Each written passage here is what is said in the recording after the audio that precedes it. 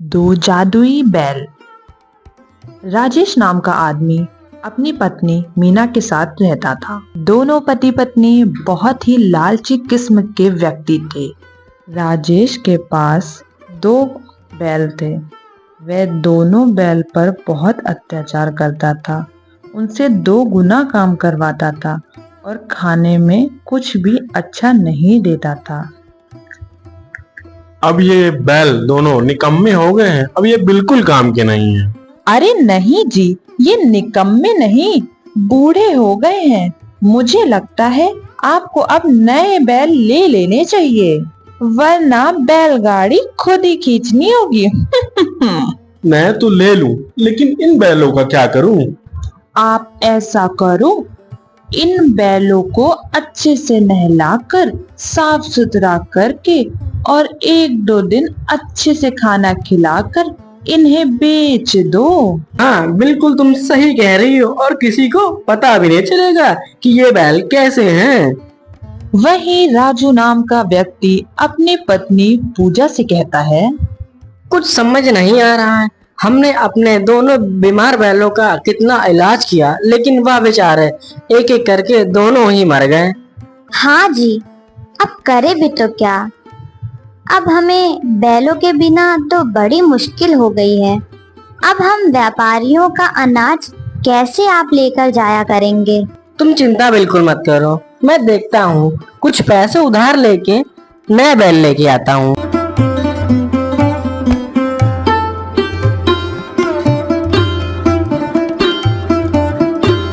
अगले दिन राजू गांव के सेठ से पैसे उधार लेता है और फिर जानवरों की बाजार की ओर निकल पड़ता है। वहां राजेश अपने दोनों बैलों को लेकर खड़ा था। वह मन में यही सोच रहा था कि जल्दी वह बैल अच्छे से बिक जाएं। अरे ले जाओ भाई, बहुत सस्ते में दो बैल 10,000 में ले जाओ भाई। अरे ये तो बहुत कम दाम में बैल बेच रहा है, वो भी 10,000 में दो बैल। इतना सुन के राजू राजेश के पास दौड़ा चला जाता है बैलों को खरीदने। अरे भाई, ये दोनों बैल आप 10,000 में दे रहे हो क्या? लेकिन इतने सस्ते में क्यों दे रहे हो? अरे मेरी नौकरी शहर में लग गई है, इस वजह से मैं अपने पूरे परिवार के साथ वहां जा रहा हूँ। अब उन बैलों का वहां क्या काम, इस वजह से मैं इन्हें बेच रहा हूँ इतने सस्ते में। अरे वाह, धंधे को तो आगे चाहिए थी और वो भी मिल गई।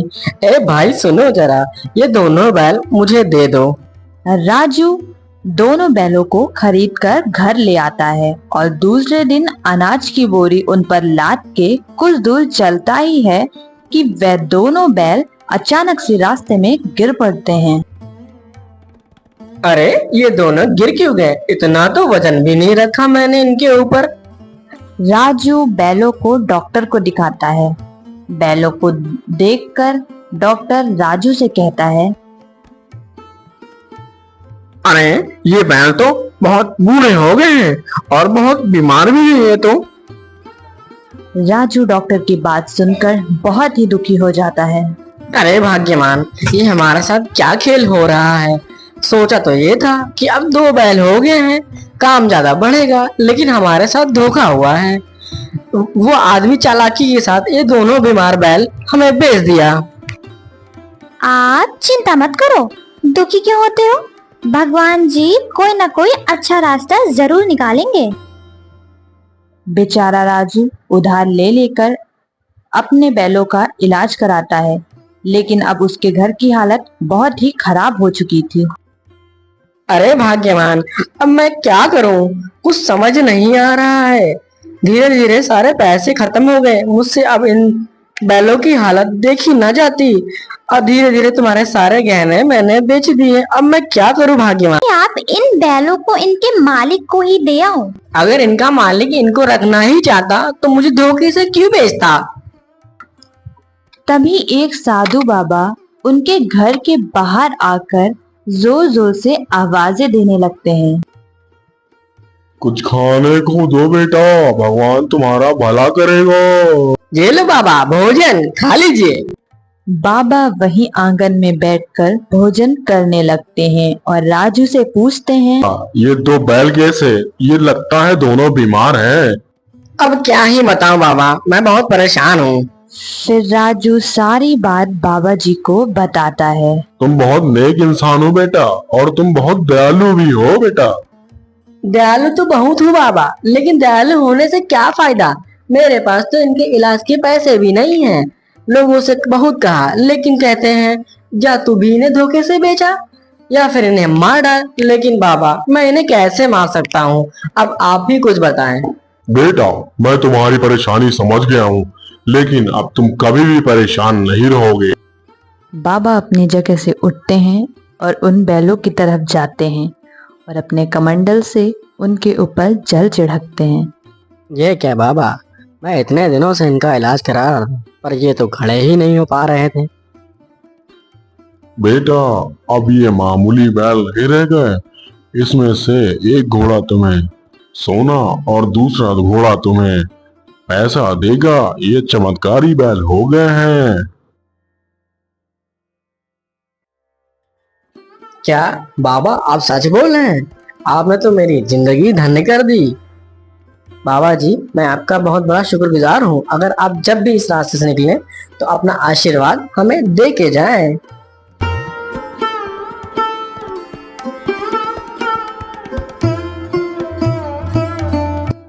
इतना कह के बाबा वहां से चले जाते हैं और अगले दिन राजू के घर जमींदार सेठ आ जाता है।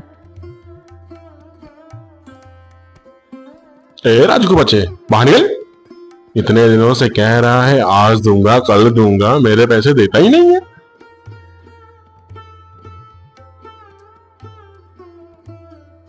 आज मैं पैसे अपने लेके ही जाऊंगा। बाहर निकल। हाँ हाँ सेठ जी, मैं आपके पैसे शाम तक दे दूंगा। देखता हूँ तेरी शाम कब तक होगी। भाग्यवान, क्या हम इन बैलों से पैसे मांग के देखें? हाँ हाँ, चलो हम इनसे पैसे मांग कर देखते हैं।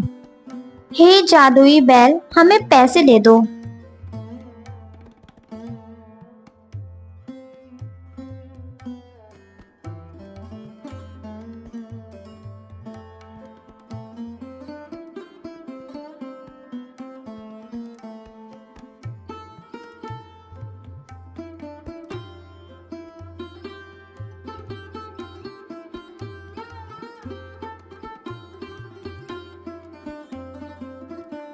हे भगवान, हमारी मदद करने के लिए बहुत बहुत धन्यवाद। तो मैं क्या कह रही थी, मेरे पास एक भी गहने नहीं है। क्या हम इन बैलों से सोना निकलवा के गहने बनवा सकते हैं? भगवान की भी महिमा अपरंपार है।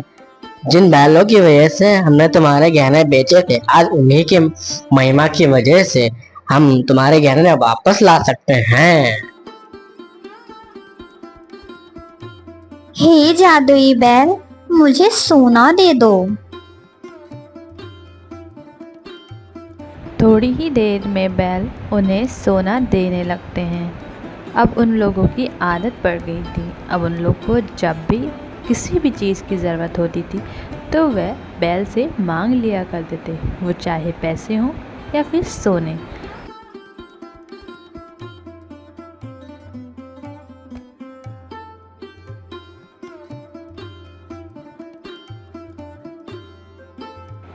राजू दिल का बहुत अच्छा था। वह अपने पैसे गांव में बांट दिया करता था और लोगों की मदद भी करता था। सुना है पास के गांव में एक राजू नाम का व्यक्ति रहता है जो गरीबों की बहुत मदद करता है। अरे तो सोच क्या रहे हो, तो बन जाओ जाके गरीब।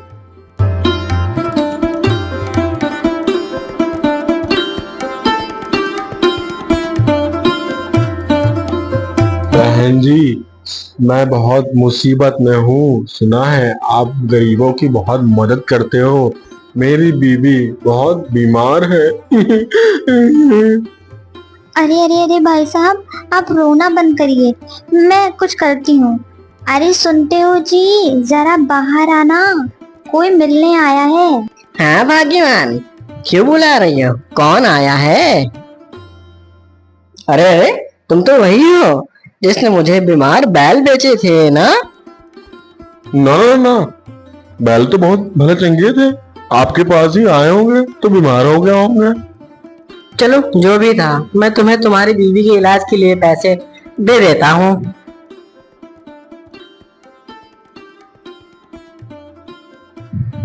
हे जादुई घोड़े, मुझे पैसे दे दो।